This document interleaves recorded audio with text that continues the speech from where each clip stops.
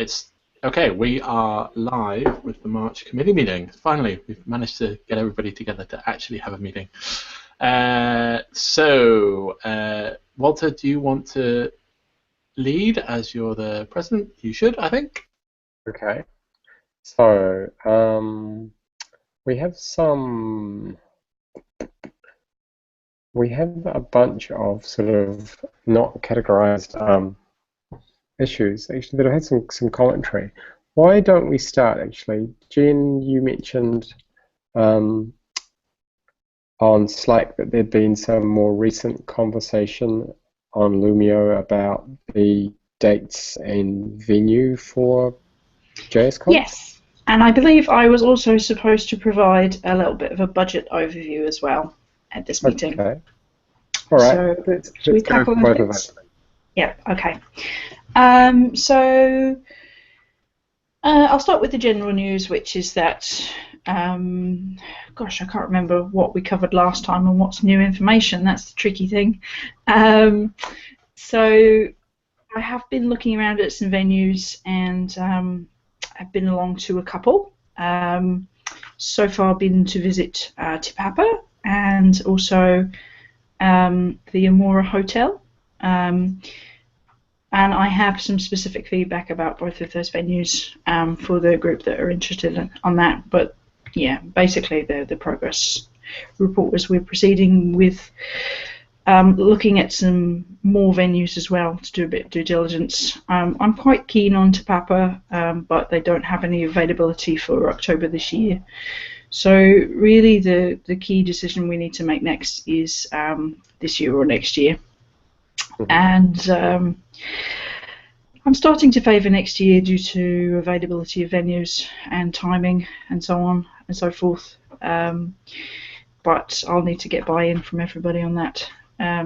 So my plan of action is pretty much to get some figures for a few more venues, and then I'll be putting up a voting post on the Loomio channel and getting people to say if they want us to plough forwards for this year or if we're okay to defer until the start of next year. If we were deferring until next year, it would probably be, funnily enough, about this time. I've just realised that we'd want to probably try and avoid Code Mania, which I think this year is this weekend, next weekend, April the 1st. So it's about this time of year, but other than that, the calendar is relatively clear in March. Do you remember, Kevin? I think, is this an early Code Mania or a late Code Mania for this time of year? No, it's always usually around here. It's always been sometime late March, early April. Every time I can remember, yeah. Okay. Yes. Can I have a question? Yes. So would we consider doing it before April? There's a financial reason to do that. So yes. Yeah. No, March is what I was thinking. The only thing in Wellington, of course, is, as you may have seen, is that it's the New Zealand Festival right now, which I'm sure has had a bit of an impact on accommodation. So probably sliding in just after that and just before April might work. Or there is always February. I had sort of ruled February out due to web stock, but perhaps late Feb wouldn't be a bad idea either, actually. Of the two, I think we'd be safer being closer to Code Mania than Webstock. But yeah, open to some discussion on that. Nothing hard and fast on that front yet.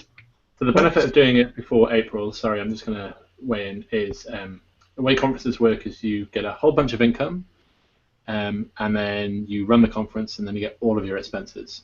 And usually, you come out budget neutral at the end, or you don't make a huge amount of profit. But as far as the tax man is concerned, you make a huge amount of profit at the first start, and then you make a huge loss at the end. Absolutely. So if you run it over 2 years, it becomes a bit harder. Tax man takes some money and then gives some money back, rather than you have it all wrapped up. And that's probably a good point at which to segue into talking about the budget. So for all of you committee members, what I've done is I've emailed the draft summary out to you. You should have got that about 30 minutes ago to the Society email address. but I'll just talk you through the highlights of that right now. So in terms of income, we're looking at, if we get one platinum sponsor at $10,000, which I've pretty much got lined up already, 4 gold at 5k each, and 2 silver at 2k each, that's $34,000, which is a pretty tidy sum. If we sell normal tier tickets at $100 each, and we sell, let's be conservative, 200 tickets, then that's 20,000k. So with a few student tickets in there as well, that brings total income up to 56k-ish. Projected outgoings is, of course, the more interesting part of the piece. That's where all the money gets spent. So again, I think this is slightly conservative, especially concerned to some of the venues we've been talking to so far, but a 2-track venue in Wellington for about the numbers we're talking for 2 days, about 20k. Catering is an expensive line item of its own. That's a 15k of its own. And then we've got things like flying over keynotes, we've got talk video recording, we've got other bits and pieces like we'll need some sort of payment processing for the tickets, and program printing, and all of those things that's sort of on a per attendee basis. We will want to have a financial aid program and other bits and pieces of promotion. So I've got total projected outgoings of 54k. So that leaves us with a positive balance of 2k, at least on this projected budget. Now, I'm very deliberately aiming for a slight surplus because as this is the first year that we've run, we don't have any safety net right now. So it makes sense that even if we end up having a little bit of money left over in the bank account that ends up being taxed, that is safer than us trying to cut it really, really finely and get it perfectly spot on in terms of breaking even. And any surplus can go towards next year's conference or whatever we decide is appropriate. That will actually be, I mean, we can jig it so that whatever is left over is seen as being money from tickets rather than sponsors' money. The actual budget is much more granular and is broken down in a Google spreadsheet, which any of you are particularly interested in, I can grant you access to. It's still being drafted right now, and I've got a few formulas to sort out, but the guts of it are there.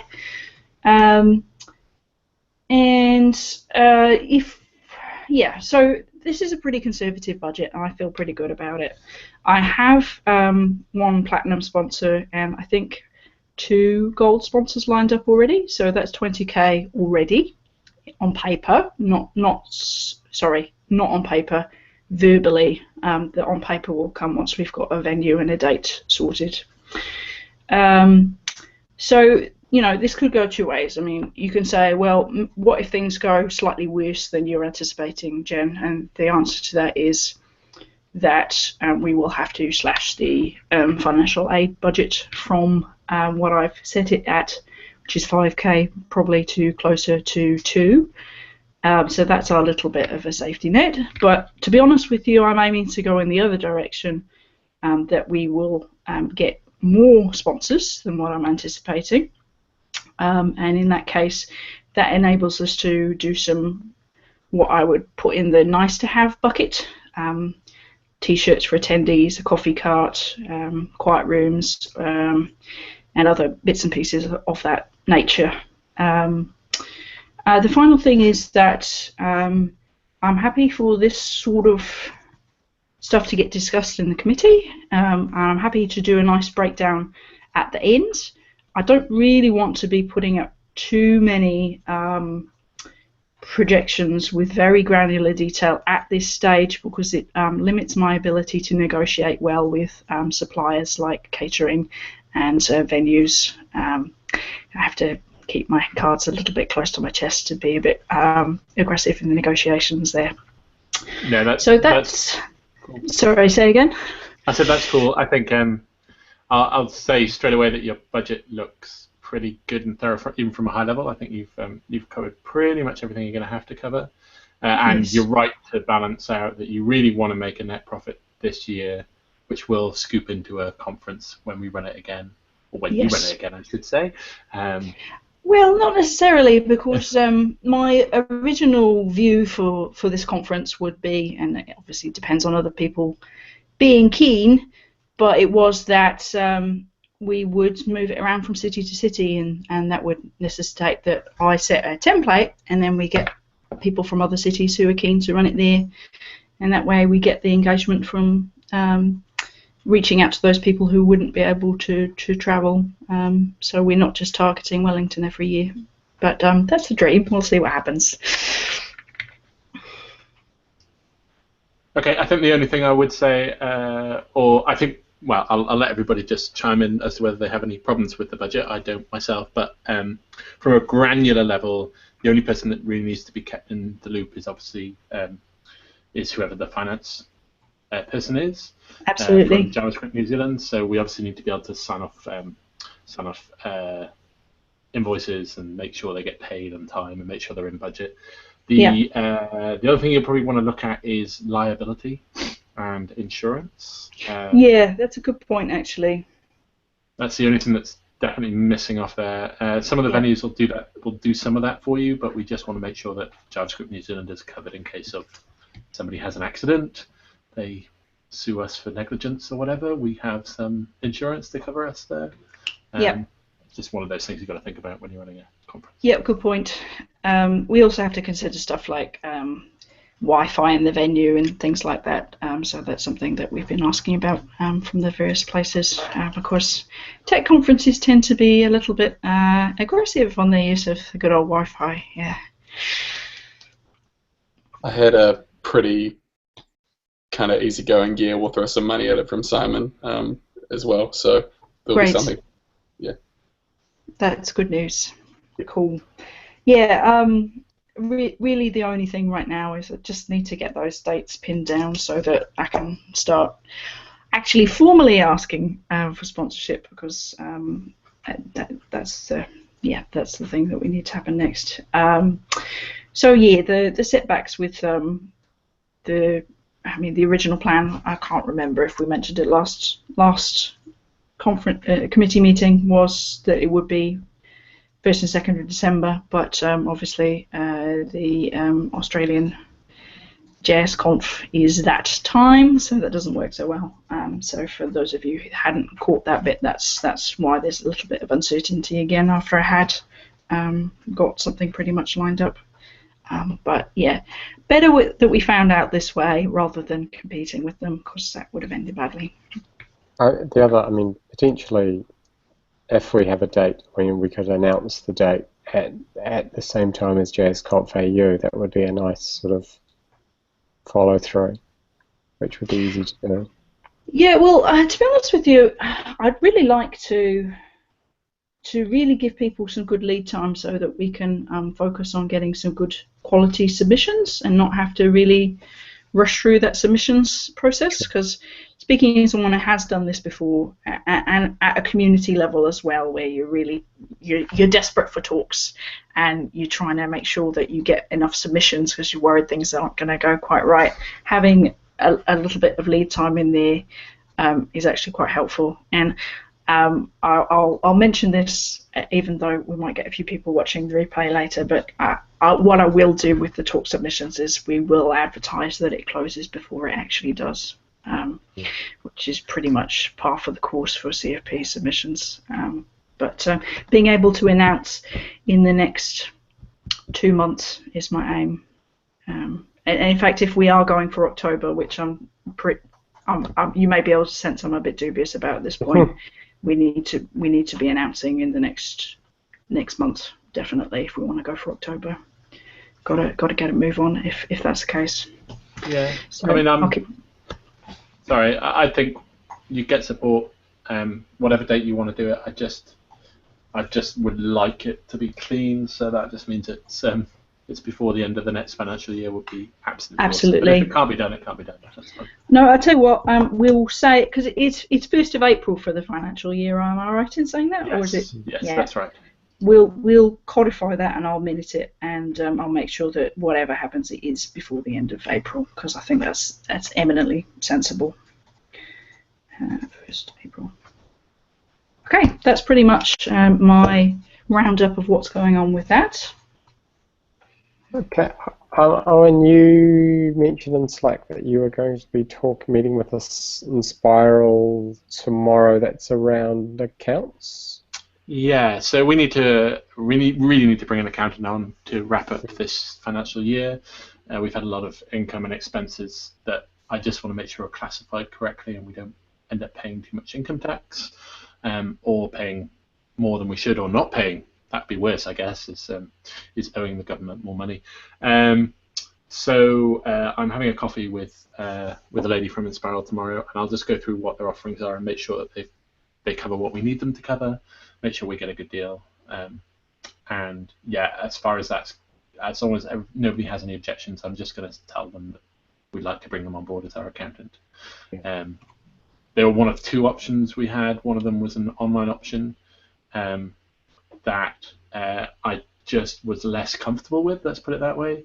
The prices are around about the same. I just want somebody I can actually go and talk to when I have a problem, or have something that I really want to. Sounds good. Cool. So we'll be bringing them on board. Alex, I'll just take over his role for a little bit. So he's posted up a quick summary of where we're at budget-wise, but the main aim is just to spend a whole bunch of the money before the end of the tax year. So we're getting lots of no-bot stuff, and also we're getting a lapel mic and microphone stand for Node.js, or for the JS meetups in Wellington. And if that's successful, then we'll roll that out nationwide. We'll allow people to actually buy that kit through JavaScript New Zealand, would be the aim. There's no other major budget big ones, apart from we're waiting to find out whether we've got $5.5K of funding from Wellington City Council for a VR project, which will be a big income piece, but that should all end up cost neutral. So the next big expense will be the accountant themselves, which comes in at around about $450. Was what I was expecting, but it might be a bit more or a bit less than that. I'll get specific figures tomorrow. But the aim is to have them sign off our accounts by the end of the financial year. And if we've got an accountant, then we get longer to file our accounts. So they give us an extension, essentially. So that's where finance is sitting. Right. Do we have the money for the accountant now, or is that coming out of the surplus that we had? We do at the moment. So we've got $600 in the membership fees account, essentially, and the aim was that would pay for an accountant at the end of the year. So we'll have to do membership fees again next year, and essentially that we can now say that membership fees pay for an accountant, and that's about really what they cover at the level that we currently have. But we'll do the AGM. So I'll make sure the accountant's on board, make sure the accountant has done some board papers or some report papers for us, so that we can actually present a financial report to the AGM. We can all decide as a society what we do next year with returns and renewals of membership, etc. That'll be one of the key points. But I expect the AGM to be late April, early May. Realistically, we might do it a little bit later than that, but yeah. Okay. Okay. So one of the issues that's come up since the last update was since the last committee meeting is around community or meetup outreach, and that's sort of Kevin updated. He spoke to, I think you said you spoke to Wellington and Christchurch. Has there been any update on that Kev, since then? No, unfortunately, I'm sorry. I haven't followed through on that. The joys of startup life. No, I did have one query from Christchurch. They were wanting to be able to fly people into Christchurch, but they were wanting to know if they could donate the money to JavaScript New Zealand and then have JavaScript New Zealand fly them in. Oh, I mean, Owen, do you have is there any problem with that? Depends how we invoice it. So if it's a sponsorship, we would invoice the sponsor themselves. So I presume it's somebody at the JavaScript meetup who wants to give the money to fly a speaker in, rather than the JavaScript meetup has a lot of money in an account somewhere random to fly. No, I think it was it was a sponsor or one of their sponsors or the organizer themselves. I don't think they've got lots of money, but I think the organizer was is the one that sponsors it, if I'm not mistaken. Okay. As long as it comes through as a sponsorship and we just work out what the tax obligations are on that, I'm not quite sure. But there's no problem with it. It's just whether that works as a national sponsor. What we could do is open that same speaker up to everybody and say, look, if you can raise that much money that it will take to fly that speaker elsewhere, then we'll also do the same for other meetups, if that makes sense. That would be my only concern. Yeah. But from a financial point of view, it's fine. That's cool. Okay. I'll continue on with that then. And there's a Slack channel that sort of there's a channel around. Oh yeah, use group organizers. Okay, there we go. Great. Yeah. Okay. Yeah. Do we need to promote? I mean, I guess all the meetups that we're aware of are aware of us. Is that's true? Yeah. Okay. As far as I'm aware, yeah. Cool. All right. And then, sorry. So you mentioned this just before, Owen. We will be. So we've changed our tax year, and so because we've changed our tax year, we'll need to do our AGM. I can't quite remember the order of events here. We need to do our AGM close to the end of our financial year. So the aim is that because we've got an accountant, we'll get an extension on when we actually have to submit our financial report. Yep. Essentially, the thing that the AGM has to sign off on is our financial report for the year and our budget going forward, essentially, or just discretionary matters that will come down to the committee. So as long as we have a meeting before that actually has to get submitted, then we're fine. The aim is that we just have it very close to April, so just so that we can then get the year off started well. So I would say we should aim for late April or early May. Would be a good time for the AGM. I think we need to make sure that as many people are available as possible. Let's put it that way, and also that we've promoted things like committee meeting nominations, committee nominations. Sorry. So that's the main thing. Currently, there are no at least open issues in that. So that process, yeah, we need to. There is one. There's the open ticket number. Sorry, my URL bar is squished. 24. Define and ratify a method for voting and meeting quorum. That will be for the AGM, I presume. Okay. Yeah, I think Walter was saying there's no people who've nominated anybody for any committee committee memberships yet. But yes, sorry, my bad. But we do need to decide how we do voting on the night, considering we're all virtual, and we make sure that that's written down and proper. And yeah, I'm not sure how. Oh well, Ruby do it by actually everybody being present, don't they? They actually have a physical AGM at RubyCamp.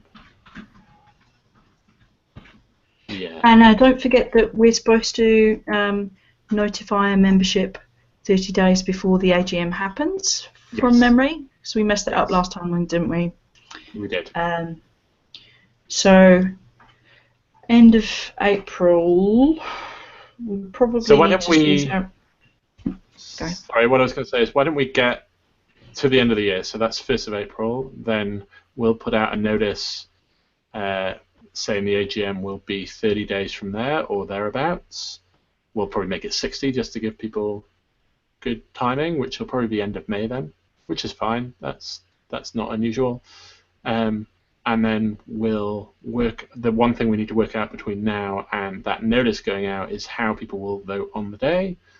And what we could probably do is give people up until a week before to make sure everybody's nominated, and then ask people to vote during that week so that it's all just ratified. The AGM is just a ratification process. Does that make sense to everybody? Yeah.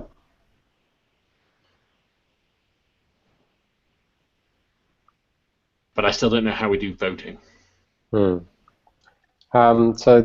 just looking at the other issues, the other thing that I'm assuming may be an AGM issue is Alex raised last month. When it comes up to July, we'll have membership expiring, which will require renewal. Up until now, we've been invoicing through Xero.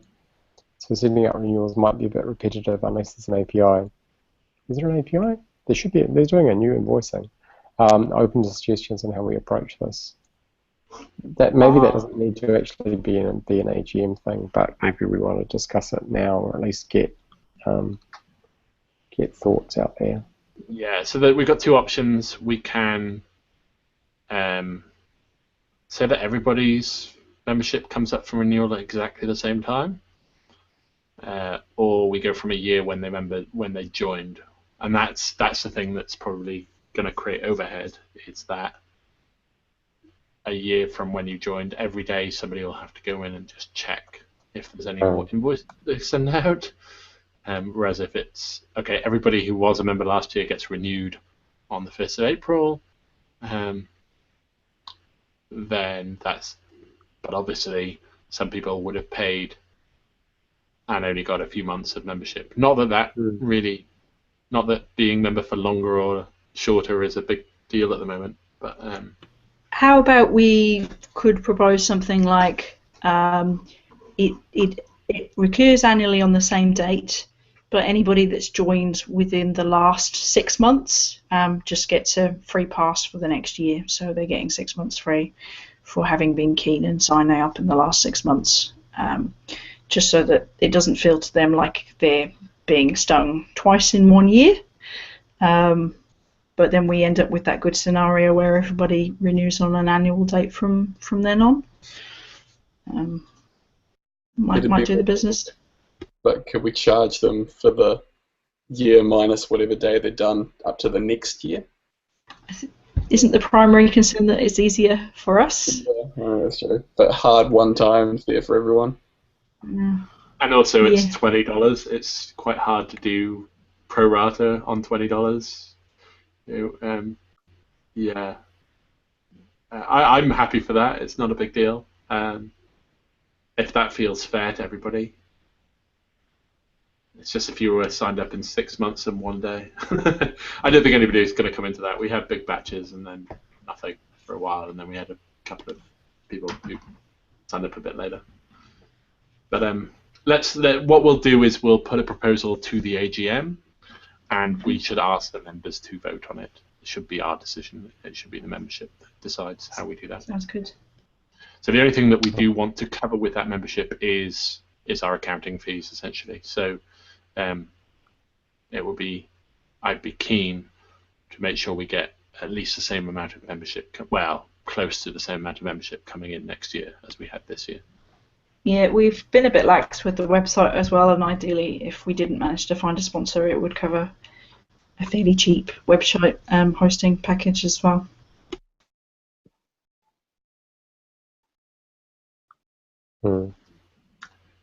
Yep. So I'll put forward a doodle for some AGM potential dates, and and as a committee, we can go for our preferred date and then put it to we'll narrow it down to 1 or 2 days, I guess, and put it towards the rest of the membership, or should we just decide on a date and tell the membership that's the date?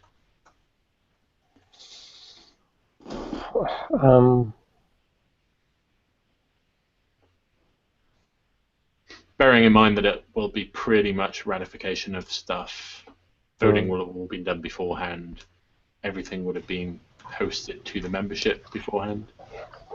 I would be inclined to, going through the process of choosing a date or 2 dates, and then I don't know. I'm a bit either way, but as long as we have a sense of when the date is early enough, that doesn't really matter, does it?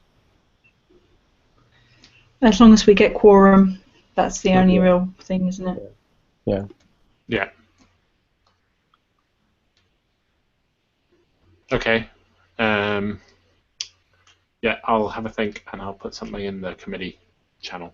But I'll tell you all how the accountant meeting goes tomorrow as well. Cool. Awesome. All right. Great. I think that's. Is there anything else that we need to cover? Anybody have anything to bring? Any other business? No, I just should have mentioned the other part of Alex's update, which is one of the other open tickets, which is about the Learning Resources Library. It looks like they're proceeding with being able to get that set up in Spiral, which opens them up, seeing as there's a in Spiral Auckland as well, for setting up some resources there that would be lendable out to community members at, I presume, no charge. Just as a community good thing. So anybody who's keen on that can read more about it on the ticket, which is number 38. Right, cool. Okay. Awesome, thank you everybody. Okay, thank you. Sorry, I'll keep it nice and short because I know people want to shoot off and fight some fires, eh, Greg? Always. Night, everyone. Good night, everybody. Right. See you later. We'll see y'all.